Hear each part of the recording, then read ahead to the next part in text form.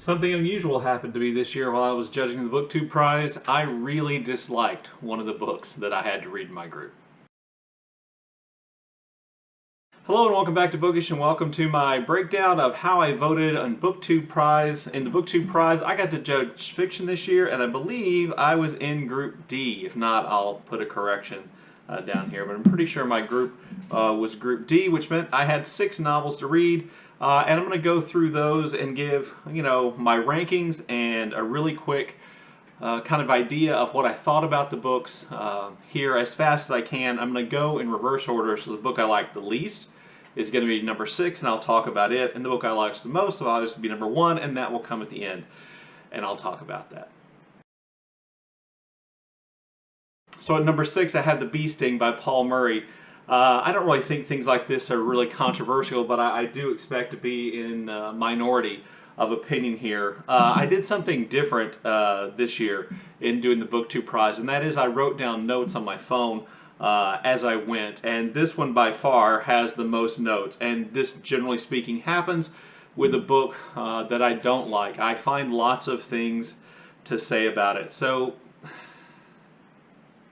if you don't know, The Bee Sting is the story of an Irish family set more or less in modern-day Ireland. They live in a small town village in rural Ireland, and we have, a father, a mother, a daughter, a son, and we get long chapters at the beginning. To call them chapters is, to kind of insult the word chapter. We get long sections at the beginning in which we're kind of introduced to each one of these characters and their problems. And right off the bat, I will just say, this book, to me, was much longer than it had to be. It kind of bothers me when people say a book is too long and it could have been cut. I definitely feel that way about this book. But what I mean by saying this book is too long is that it spends too much time developing characters who, to be honest with you, just seem kind of like stereotypes. The daughter is a fairly spoiled rich girl who happens to be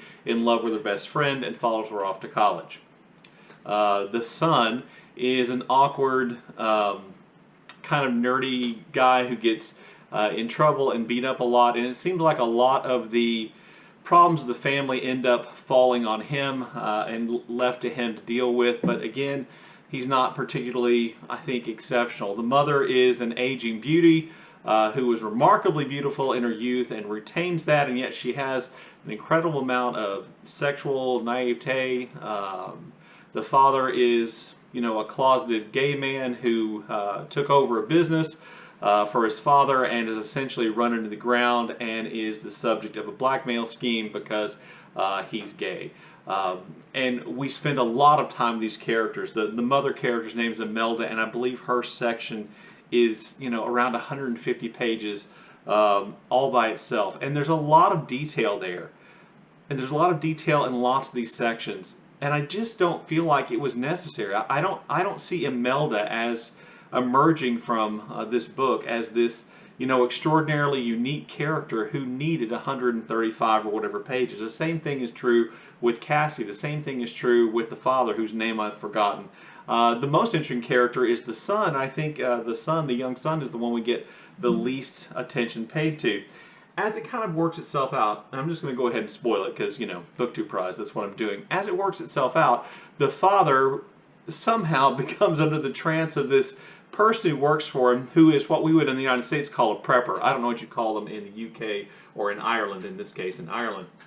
But he's a prepper. He's getting ready for the collapse of society, and, all kinds of MREs and digging bunkers and arming himself and hunting squirrels and stuff like that. And the father kind of falls under his trance and accepts, follows along with his lead and spends money building a place for his family to be safe, and really just kind of going off in a really weird direction where we're led to believe he's been driven by the circumstance of his marriage to Imelda, which is the source of the title, and then the problem he's having financially with his father's business that he's run to the ground, and then this blackmail scheme involving him having an affair and being revealed as being gay.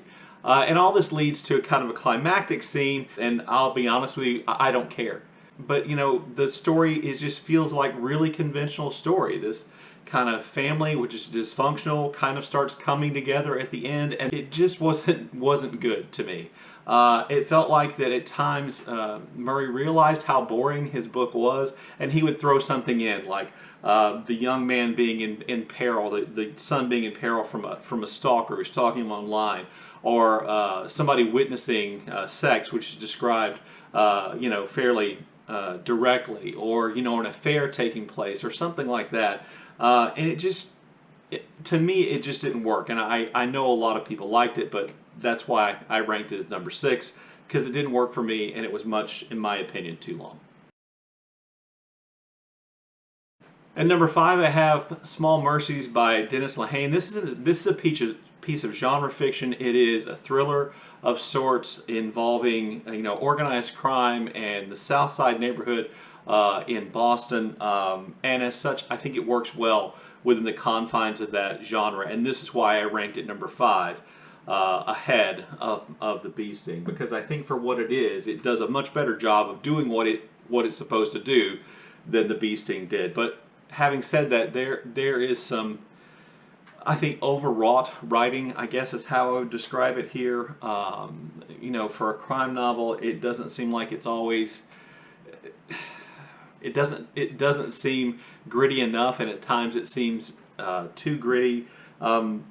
It's set in the past, like I said, in the South Side of Boston, more or less, around the time in which the Supreme Court's busing decision went through, or the school district in Boston was going to bust so that they could integrate schools, and their protests against that. It's a time period of real racial tension, and there is a racist murder. We meet a mother character whose name I've forgotten, whose daughter has gone out for the night and has never come back, and that becomes kind of the focal point of the story. This mother trying to find out what happened to her daughter. When she finds out what happened, trying to figure out who's responsible, and then taking her revenge. And as far as a thriller goes and a crime novel goes, it works. As long as you're not, you know, wanting the writing to be excellent, I think it works. I will say that the resolution, I don't think, is the least bit believable on how the story resolves itself. And I feel like the issues involving race are kind of tacked on to a story which really is just about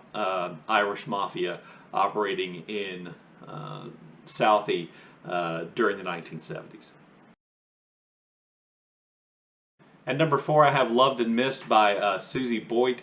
This is an author I'd never heard of, a title I'd never heard of, and that makes it unique among these books. I've never read a Dennis Lehane novel, but I had heard of him, and I believe seen movies based on his novels. But Loved and Missed by Susie Boyt was a novel that's completely new to me, and I will say that it is, I thought, a truly lovely story in lots of ways. Not that it's, you know, squishy and nice and nothing bad happens. Some really bad things happen in the novel, but I thought on the whole it's a story about repeating patterns in families and motherhood and women and how they work together oftentimes to, you know, overcome problems that exist within families. The writing I thought was really lovely. It's about redemption, second chances, and there are some of those. As I said again, lovely writing.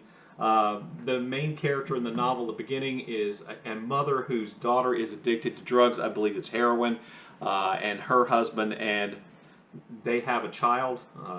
The daughter and her husband have a child who is born addicted to whatever substance the mother's addicted to.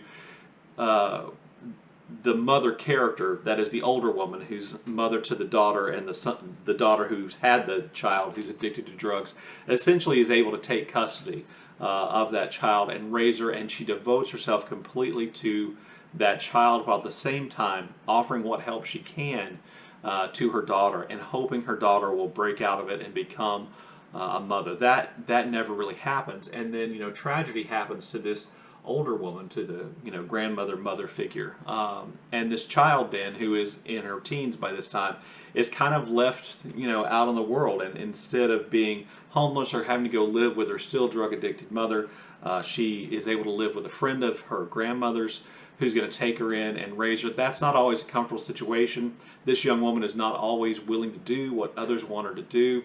At the same time, she reveres what her grandmother's done for her. She appreciates what this friend of her grandmother is doing, and at the same time, she manages to love her mother for what her mother can give her. And in that way, I thought it was a fairly emotionally successful book, and that's why I put it at number 4. I was really close to making it number 3. So number 3, I have The Vaster Wilds by Lauren Groff. This was almost my number 4, but I gave this book the number 3, the number 3 ranking, because I thought it was more ambitious than Loved and Missed. For all the beauty and kind of, I think, emotional truths that are in Loved and Missed, I thought The Vaster Wilds was a far more ambitious book, sometimes to its detriment, sometimes successfully. So The Vaster Wilds, we essentially follow a young woman who is, I believe, if I'm not mistaken, at the Jamestown colony during the starving time, where literally the Jamestown colonists were starving to death and resorted to cannibalism. She is a servant. She's been brought over as a servant.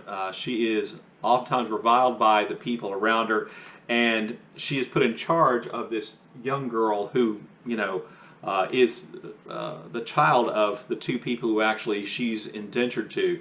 But this child is essentially, there's something strange about her, but she loves her. That child dies, and then our young girl decides to flee.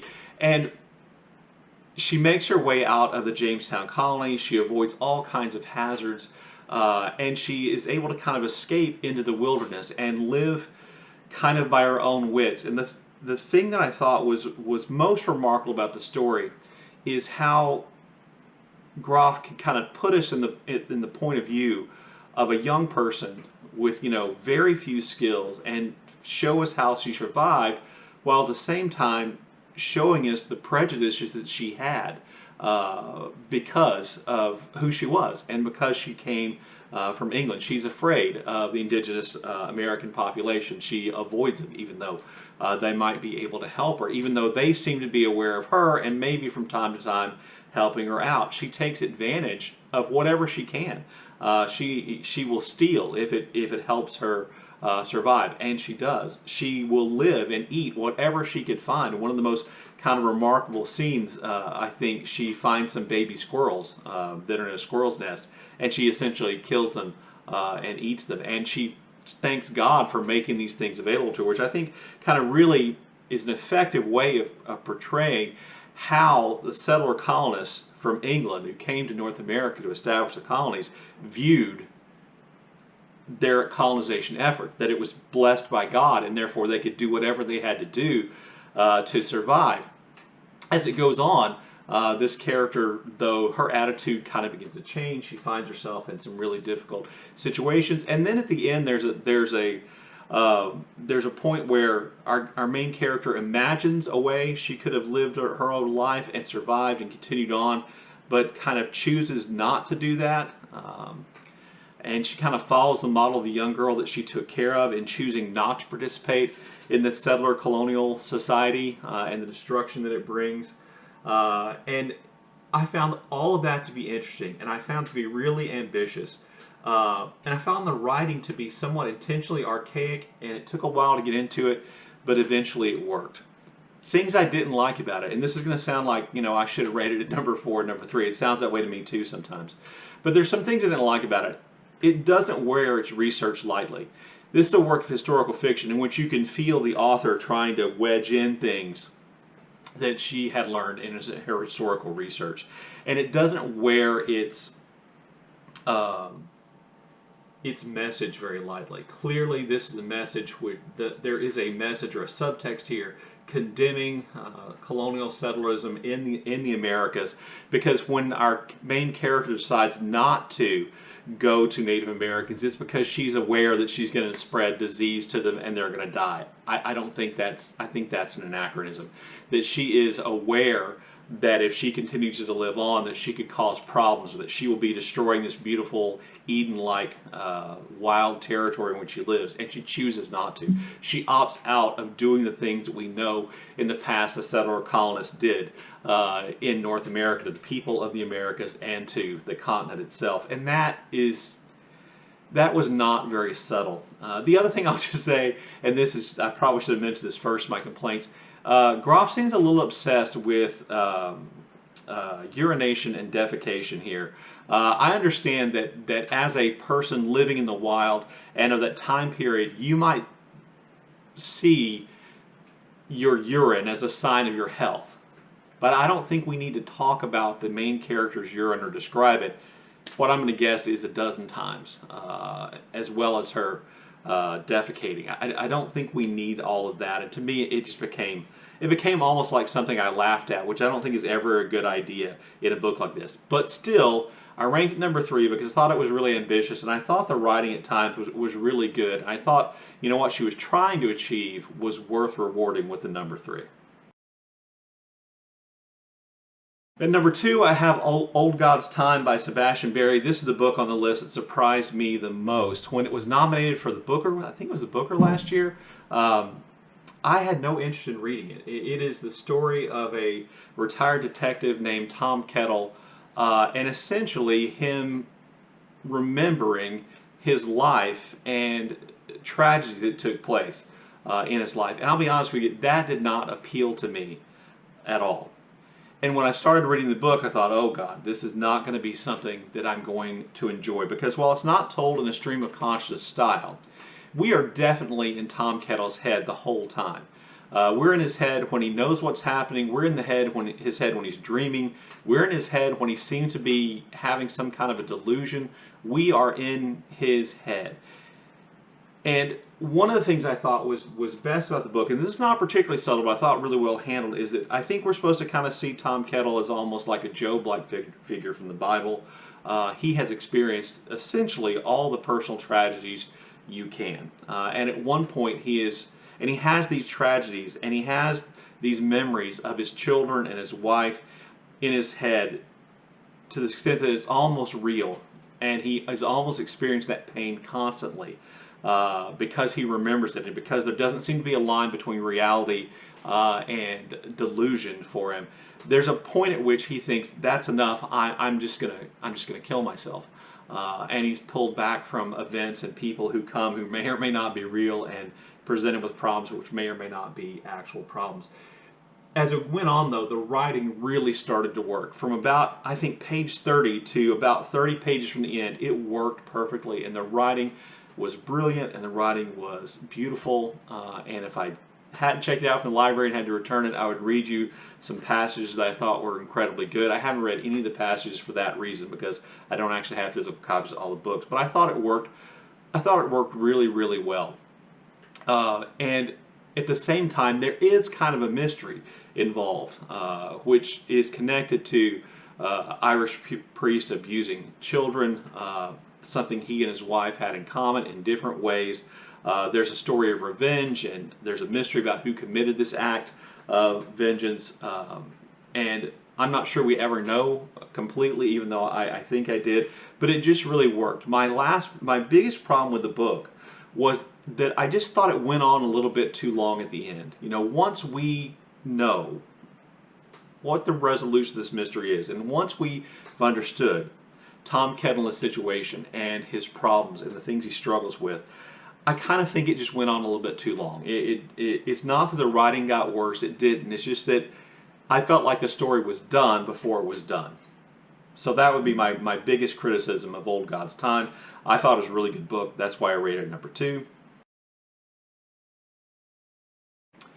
And then at number 1, I have Big Swiss by Jen Beagin. And I'll just tell you, I really like this book. It may be the order I read them in, but to me, this was the first book that really stood out. To give you an idea of the order I read them in, it's almost the order in which I ranked them. Is it the order? No, it's almost the order in which I ranked them. So for instance, I read The Bee Sting first, didn't like it. I read Small Mercies second. It was ranked number 5. I read Loved and Missed third, and it was ranked number 4. And then Big Swiss I read 4th, and maybe it benefited a little bit from being so much different and so much more enjoyable than the first one. The characters in Big Swiss are, I found them to be kind of a hoot and enjoyable. At the same time, each one of the characters in Big Swiss has a lot of pain and issues that they are dealing with, whether it is directly being the victims of violence or having been in the past victims of some kind of abuse, some kind of mental breakdowns. There's a lot going on here, but it's all handled in what I thought was an incredibly arch, funny, and yet at the same time still kind of emotionally powerful way. So the setup is that our main character, whose name I've forgotten, hey, it's a theme in this video, I can't remember any character's name, is a transcriber, and she transcribes interviews that a local counselor, psychologist does with his patients. And one of those patients is a woman, and our main character is a woman, and she becomes really kind of enamored with this woman that she calls Big Swiss through writing her stories, because one of the stories that Big Swiss shares with the psychologist is a story about, you know, an attack on her, an act of violence done towards her, and that then draws her in.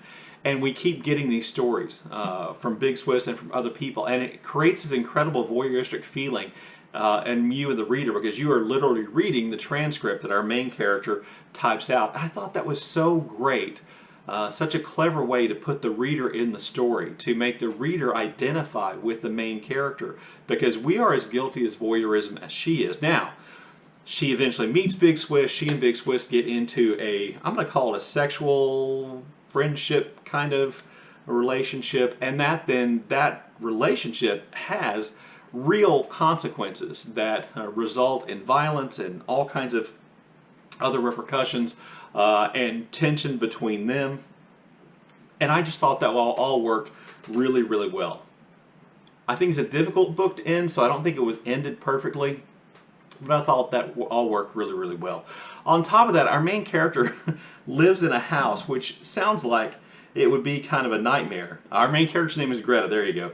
And she lives in this house with a friend of hers named Sabine, and I think it's in Vermont, in this kind of like really left-wing progressive community in Vermont, which still has a working class group there as well, and they're kind of separated by the bars that people like to drink in. Anyway, she lives with this woman named Sabine, and this house is just a disaster. You know, it's not properly heated, there's not proper toilet facilities, there are literally a hive of bees that live in the roof between the first and the second story, I believe, and Sabine has had like someone come and build her like a glass case so the bees can live there but not get in the apartment, but she can still watch them. Interesting, there are bees in my favorite book and my least favorite book. But, you know, Sabine is a hoot. Greta is funny. The character known as Big Swiss is striking and effective. All the men in the book are essentially worthless in one way or another, or in some kind of way. The relationships that exist between these women I found to be sometimes poignant, sometimes funny, sometimes titillating. I just thought the book really worked well. The tension in the book does diminish after it is revealed to Big Swiss that Greta knows about her and was a transcriber. That causes all kinds of problems. But I really just thought the book on the whole worked well, and it was fun to read, and it was the book that I went back to and read with the most enjoyment and most excitement. Anyway, there you go. There are my rankings of the BookTube Prize Fiction Group D. I look forward to your comments in the comment section below, and for those of you who also participated and make videos, I'm looking forward to watching your videos. As always, look forward to your comments in the comment section below, and thank you for watching.